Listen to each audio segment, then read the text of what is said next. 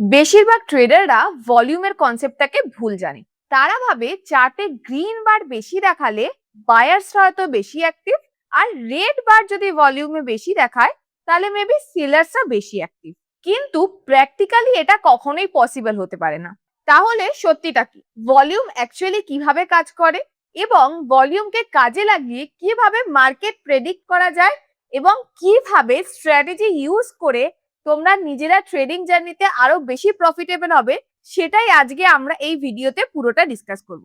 High, আমি প্রতিমা traders গুরুকুলের কো founder, আর আমি আমার এই চ্যানেলে খুব সহজভাবে বাংলা ভাষা স্টক মার্কেটের উপর ভিডিও আনি। তো চলো দেরি না করে আজকের ভিডিওটা ডিটেলে শুরু করা যাক। ভলিউম চার্টের একটা ভীষণ ইম্পর্টেন্ট পার্ট।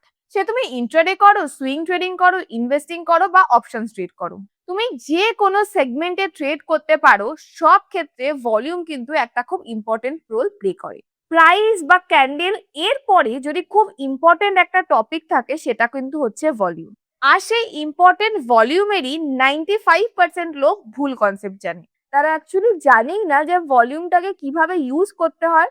ভলিউমের কালারটা যে অ্যাকচুয়ালি কিছুই ম্যাটার করে না সেটা তারা জানে না।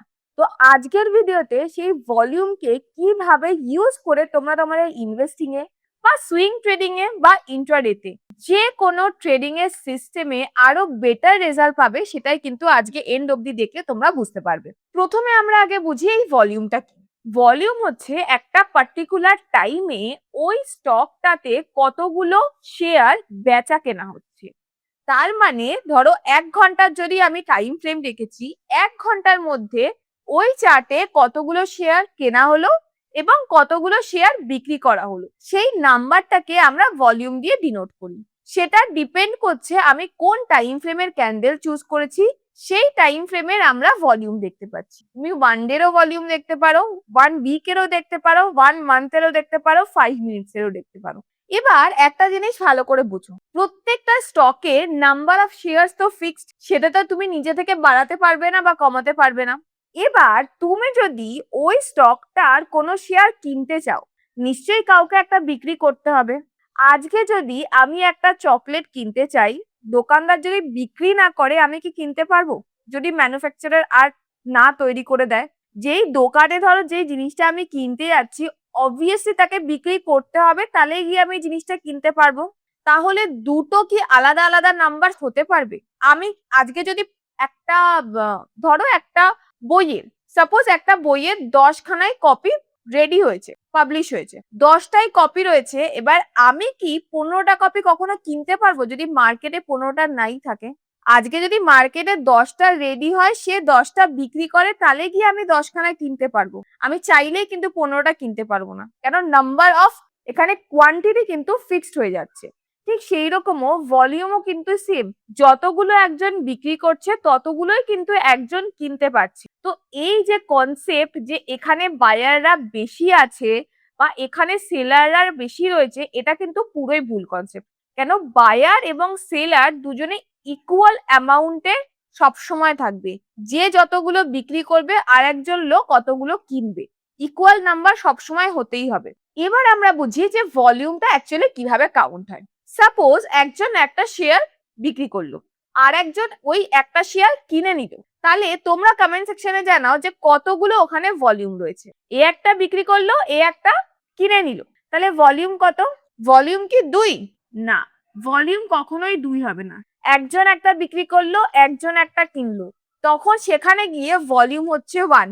একটা বিক্রি একটা কেনা দিয়ে ভলিউম হচ্ছে 1। কেউ যদি 10টা শেয়ার বিক্রি করে, 10টা শেয়ার কেনে, এই দুটো মিলিয়ে ভলিউম কিন্তু হচ্ছে 10 নাকি 20। ভলিউম সবসময় বাই এবং সেল ইকুয়াল অ্যামাউন্টে যখন হয়, সেই নাম্বারটা কিন্তু 1 টাইমই হয় ভলিউম। বোঝা গেল? তো এটার মানে আমরা কি বুঝতে পারছি, যদি একটা পার্টিকুলার টাইম ফ্রেমে একটা পার্টিকুলার স্টকে 15 লাখের একটা শেয়ার কিনলো এবং একজন 15 লাখের শেয়ার বিক্রি করলো, এখানে কিন্তু ভলিউম তার 30 লাখ হয়ে যাবে না, ভলিউম কিন্তু 15 লাখই থাকবে। যে 15 লাখ বিক্রি হচ্ছে, সেই 15 লাখ কিন্তু অ্যাকচুয়ালি কেনা হচ্ছে। তো এখানে ভলিউম হবে 15 লাখ। আই হোপ ভলিউম কিভাবে কাউন্ট করে সেটা অ্যাকচুয়ালি তোমাদের ক্লিয়ার হয়ে গেছে। এবার তোমরাই বলো, যদি ভলিউম কেনা এবং বেচা সবসময় ইকুয়াল নাম্বারে হয়, মার্কেটে কেনা বেচা যদি ইকুয়াল নাম্বারে হয়, তাহলে কখনো কি এরকম সিচুয়েশন আসবে যেই টাইমে মার্কেটে বায়ার্সরা নাম্বারস অফ বায়ার্স বেশি থাকবে তাই জন্য গ্রিন ভলিউম তৈরি হবে, বা নাম্বারস অফ সেলার্স বেশি থাকবে তাই জন্য রেড ভলিউম তৈরি হবে, সেটা নিশ্চয়ই কখনো পসিবলই না। তো এই জন্য ভলিউমের কালার কিন্তু অ্যাকচুয়ালি মার্কেটে বায়ার্সরা বেশি আছে না সেলার্সরা বেশি আছে, কে বেশি অ্যাক্টিভ, সেটা কিন্তু তোমাকে কোনোভাবেই বোঝায় না। ভিডিওর এন্ডে গিয়ে আমরা বুঝবো ভলিউমকে অ্যাকচুয়ালি তোমরা কত ভালোভাবে ইউজ করতে পারবে মার্কেট প্রেডিকশনে। তাহলে এইটা তো আমরা বুঝে গেলাম যে ভলিউম কিভাবে কাউন্ট হচ্ছে। তাহলে এখন প্রশ্ন হচ্ছে ভলিউমের তাহলে বেনিফিটটা কি আছে। ধরো একটা শেয়ার রোজ নর্মালি ডেলি 10,000 ইউনিট কেনা বেচা ওখানে হচ্ছে, তো ভলিউম নর্মালি 10,000 থাকে। এবার হঠাৎ করে তুমি কোনো একটা ক্যান্ডেলে দেখছো, ধর ডেলির ক্যান্ডেলেই দেখছো যে হঠাৎ করে ভলিউম 15,000, 20,000 বা তার বেশি হয়ে যাচ্ছে। যখন তুমি এতদিন দেখছিলে ওই স্টকটার মোটামুটি ডেলি ভলিউম 10,000, 8,000, 9,000 এর মাঝখানে অ্যাভারেজ মোটামুটি 10,000-এর কাছেই ছিল, এবং হঠাৎ করে একদিন থেকে দেখছো যে ভলিউম 15,000, 20,000-এর কাছাকাছি চলে যাচ্ছে। তার মানে কি বুঝছো যে ওই স্টকে কিছু তো একটা রিজন আছে যেই জন্য লোকজনরা বেশি ওখানে ইন্টারেস্ট দেখাচ্ছে, বেশি বেচা কেনা হচ্ছে। এতদিন যেখানে 10,000 হচ্ছিল সেখানে এখন তার মোটামুটি 50% বেড়ে গেছে, বেশি লোক এতে ইন্টারেস্ট দেখাচ্ছে, যারা ইনভেস্টর তারাও এখানে ইন্টারেস্ট দেখাচ্ছে, বেশি করে কেনা বেচা করছে। নিশ্চয়ই এখানে কোনো গুড নিউজ আছে, ভালো নিউজ আছে, নেক্সট দিনে এটা অনেক উপরে যেতে পারে। কেন, যত বেশি লোক ওতে ট্রেড করবে প্রাইস তত উপরে যাবে যদি বাই সাইডে ট্রেড করে। তো সেই জন্য এই ভলিউম দেখে আমরা এটা মার্কেটে প্রেডিক্ট করতে পারি যে এখানে কত ইনভেস্টার্স বা কত ট্রেডার্সরা ইন্টারেস্ট দেখাচ্ছে, তারা কিন্তু প্রাইসটাকে উপরে বা নিচে নিয়ে যেতে পারে অ্যাকর্ডিংলি। তো তার মানে যেখান থেকে আমরা দেখতে পারি যে ভলিউম বেড়ে যাচ্ছে, সেখানে আমরা এটা বুঝতে পারি যে এবারে প্রাইসে মুভমেন্ট আসতে পারে। কিন্তু এটার মানে এই না প্রাইস মুভমেন্ট সবসময় উপরের দিকে হবে। প্রাইস আইদার উপরের দিকে মুভমেন্ট দিতে পারবে বা প্রাইস আইদার নিচের দিকে মুভমেন্ট দিতে পারে। এটাও আমরা পরে আস্তে আস্তে ডিসকাস করবো যে কিভাবে ভলিউম দেখে এবং প্রাইস দেখে তুমি ডিসাইড করবে যে মার্কেট এরপরে উপরের দিকে মুভমেন্ট দেবে না নিচের দিকে মুভমেন্ট দেবে। তো ভলিউম দেখে আমরা এটা বুঝে যাই যখন ভলিউম অনেক বেশি হতে থাকে মার্কেটে মুভমেন্ট আসতে চলেছে আইদার আপ সাইড বা ডাউন সাইড। সেটা কি হবে সেটাও আমরা এরপরে ডিসকাস করবো। তো দেখো স্ক্রিনে আমি একটা চার্ট খুলে নিয়েছি, যে কোনো একটা চার্ট খুলে নিয়েছি। এখানে ইন্ডিকেটর সেকশনে এসে প্রথমেই তোমাদের এই সার্চ এখানে গিয়ে দেখবে তুমি ভলিউম ইন্ডিকেটর দেখতে পাচ্ছ। ভলিউম ইন্ডিকেটরকে সিম্পলি এখানে ক্লিক করে দিলে কিন্তু অটোমেটিক্যালি নিচে দেখো এই রেড লাইন, গ্রিন লাইন যেগুলো দেখতে পাচ্ছ, এটাই হচ্ছে তোমার সেই ভলিউম ইন্ডিকেটর। এটা অটোমেটিক্যালি কিন্তু তোমার এখান থেকে লেগে যাবে। এবার এই যে ভলিউম ইন্ডিকেটরটা রয়েছে এর যে সেটিংস পার্টে রয়েছে, এটা ক্লিক করলে তোমরা এখানে দেখতে পারবে শো ভলিউম এম এ রয়েছে। আর এইখানে স্টাইল সেকশনে যখন যাবে এখানে ভলিউম এম এ যেতে এটা সবসময় কিন্তু অন করে দেবে। এখানে যেহেতু অরেঞ্জ কালার রয়েছে আমাদের বুঝতে একটু অসুবিধা হবে, তাই আমি এটাকে ব্ল্যাক করে দিচ্ছি এবং একটু মোটা করে দিচ্ছি যাতে আমাদের বুঝতে একটু ভিজিবিলিটি আর একটু ক্লিয়ার হয়। তো এবারে দেখো যেই ভলিউম ইন্ডিকেটরে গিয়ে তুমি মুভিং অ্যাভারেজটা অন করে দিলে এখানে একটা সিম্পল মুভিং অ্যাভারেজ তৈরি হয়ে গেল, লাইন চলে এলো। এবার মুভিং অ্যাভারেজের আমরা কি জানি, মুভিং অ্যাভারেজ হচ্ছে ভলিউমেরও মুভিং অ্যাভারেজ 30, মানে আগে 30টা ক্যান্ডেলে যে অ্যাভারেজ ভলিউম ছিল সেই বরাবর ও একটা লাইন টেনে দেবে। তো যখনই আমরা দেখবো ভলিউম এই মুভিং অ্যাভারেজের উপরে রয়েছে তার মানে অ্যাভারেজ যে ভলিউম আমার থাকে এই স্টকে বা ইন্ডেক্সে তার থেকে বেশি রয়েছে যখন ভলিউম উপরের দিকে থাকবে। আর যদি ভলিউমের যে বারটা আছে সেটা যদি অ্যাভারেজের নিচে থাকে, এম এর নিচে থাকে, তার মানে আমি বুঝবো যে ভলিউম এখানে কম। মানে এইখানে যেমন ব্যাংক নিফটির একটা চার্ট টেলি খুলে নিয়েছি, দেখো এই যে দিনগুলোর ভলিউম দেখতে পাচ্ছ, আমি এটাকে একটু জুম ইন করে নিচ্ছি তোমাদের বোঝানোর জন্য।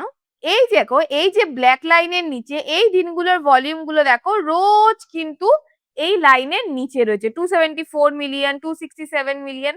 হঠাৎ করে দেখো এইখানে দেখো বেড়ে গেছে। আবার যদি আমরা যাই এই জায়গাটায় দেখো ভলিউম বেড়ে গেছে, এই জায়গাটায় দেখো ভলিউম বেড়ে গেছে। তো এই সিম্পলি এই মুভিং অ্যাভারেজটা আমরা এই জন্যই ইউজ করি যে অ্যাভারেজে ভলিউম কোন দিন বেশি আছে বা অ্যাভারেজে ভলিউম কোন দিন কম আছে। যেই দিনগুলোতে আমরা দেখবো যে মোটামুটি অ্যাভারেজের থেকে উপরে যাওয়া শুরু করে দিয়েছে সেই দিনগুলোতে কিন্তু আমরা আস্তে আস্তে বুঝতে পারবো যে অ্যাভারেজের থেকে উপরে রয়েছে, এখানে কিন্তু প্রাইস মুভমেন্ট এবারে আসতে চলেছে। এবার যখনই তোমরা দেখবে ভলিউমের বারটা এই এম এর উপরে চলে গেছে, অ্যাভারেজের উপরে চলে গেছে, তার মানে ওখানে ইনভেস্টর যারা আছে তাদেরও ইন্টারেস্ট বাড়ছে, তারাও এখানে মেবি ইন্টারেস্ট নিচ্ছে।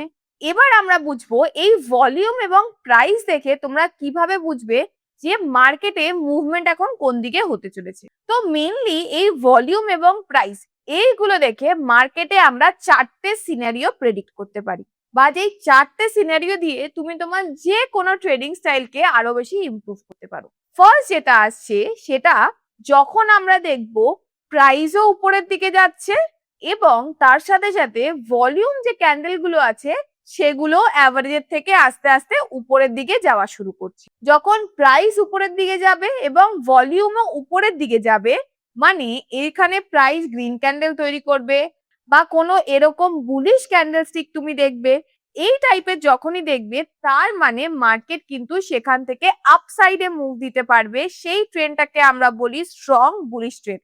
দেখো এক্সাম্পল আমি একটা দেখে নিই। এই জায়গাটায় দেখো এতদিন এই আমি একটা টাটা স্টিলের চার্ট খুলে নিয়েছি, দেখো এই জায়গাটায় ভলিউম মোটামুটি সব নিচের দিকেই ছিল, ভলিউম দেখো এম এর নিচের দিকেই ছিল। হঠাৎ এই জায়গাটা থেকে আমরা দেখো দেখতে পাচ্ছি ভলিউম কিন্তু উপরের দিকে যাওয়া শুরু করে দিয়েছে, এখানে উপরে, এই দিকটায় উপরে, এখানে শার্প উপরে যাচ্ছে।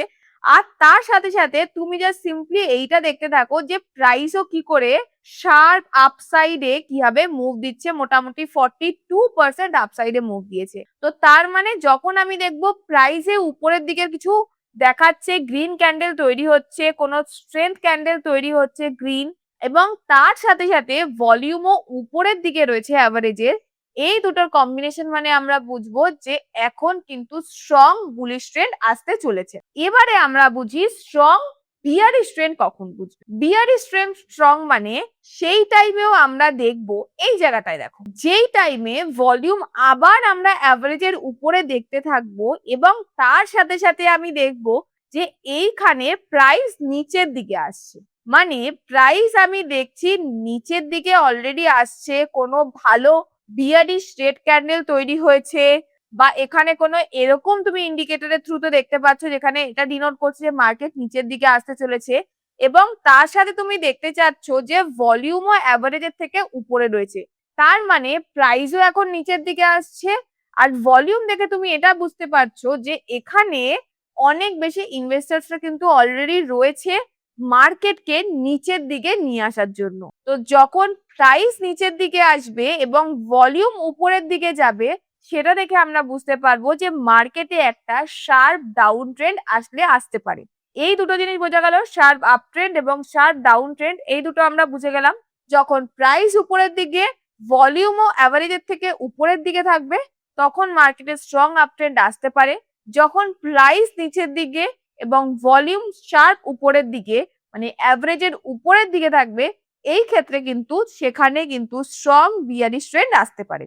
তো এই দুটো সিনারিও আই হোপ বোঝা গেল যে কখন আমরা স্ট্রং বুলিশ ট্রেন্ড আর কখন স্ট্রং বিয়ারিশ ট্রেন্ড আমরা ভলিউম দেখে বুঝতে পারবো।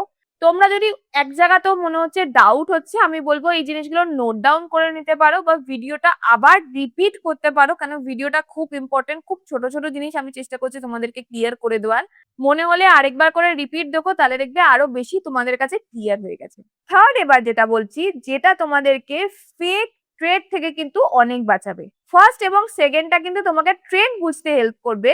এই থার্ড এবং ফোর্থ, এই দুটো যে আমি রুল তোমাদেরকে এখন দেখাবো, এই দুটো কিন্তু তোমাদেরকে ফেক যে ট্রেড, ফেক ব্রেকআউট হতে পারে বা যে কোনো ফেক ট্রেড, তোমার মনে হচ্ছে মার্কেট এখান থেকে উপরে যেতে পারবে, তুমি বাই নিয়ে নিলে এবং তারপর দেখলে স্টপ লস চলে গেল, এইরকম যে ফেক ট্রেডস থেকে বাঁচতে কিন্তু এই থার্ড এবং ফোর্থ, এই দুটো কিন্তু তোমাকে অনেক বেশি হেল্প করবে। থার্ড যেটা আসছে, যখন আমি দেখবো প্রাইস উপরের দিকে যাচ্ছে কিন্তু ভলিউম নিচের দিকে যাচ্ছে বা অ্যাভারেজই রয়েছে, তার মানে আমি কি বুঝতে পারছি যে প্রাইস তোমাকে বলছে যে প্রাইস হয়তো উপরের দিকে যেতে পারবে, কিন্তু সেই টাইমে তুমি যদি ভলিউম খেয়াল করো, ভলিউম যদি দেখো অ্যাভারেজ বা নিচের দিকে আছে, তার মানে কি বুঝবে প্রাইস হয়তো এখন উপরে যাচ্ছে কিন্তু এইখানে এখন ইনভেস্টারদের কিন্তু কোনো ইন্টারেস্ট নেই, কোনো এখানে বেশি লোক আসছে না এখানে বাই করতে।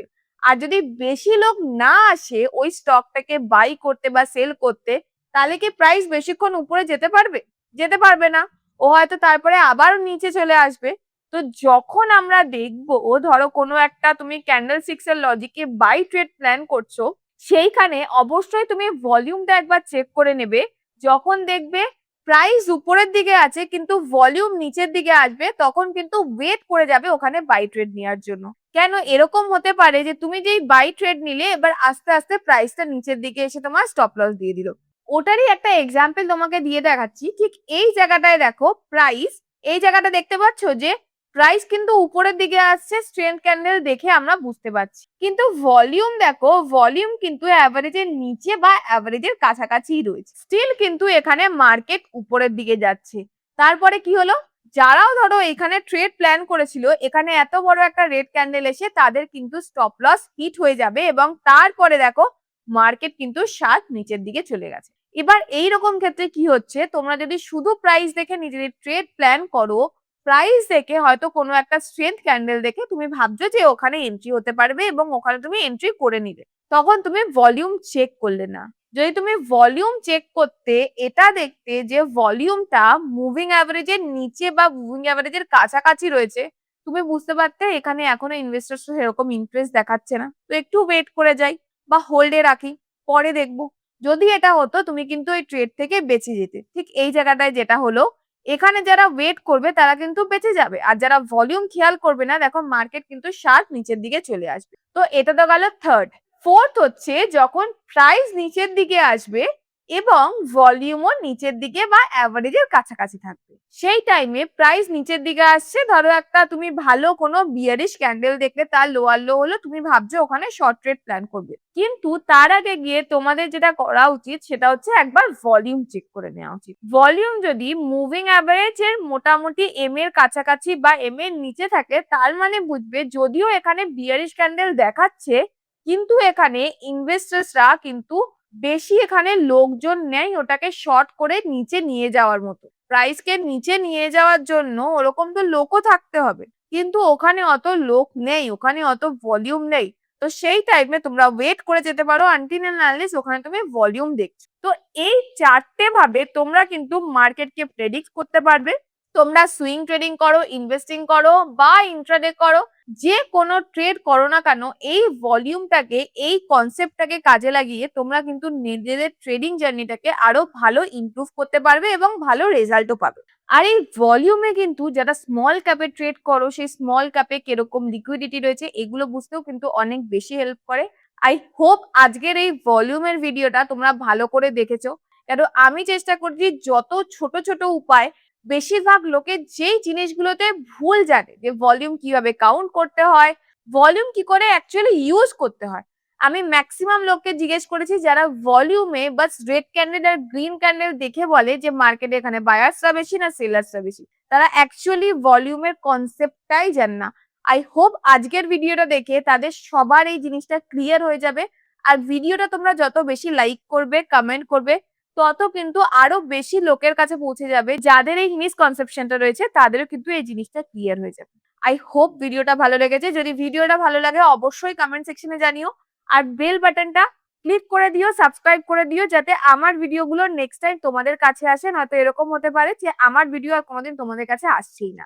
তো আই হোপ ভিডিওটা ভালো লেগেছে। যদি ভালো লাগে লাইক, শেয়ার এবং সাবস্ক্রাইব করে দিও। আজকের জন্য এতটাই, দেখা হচ্ছে পরের ভিডিওতে। ধন্যবাদ।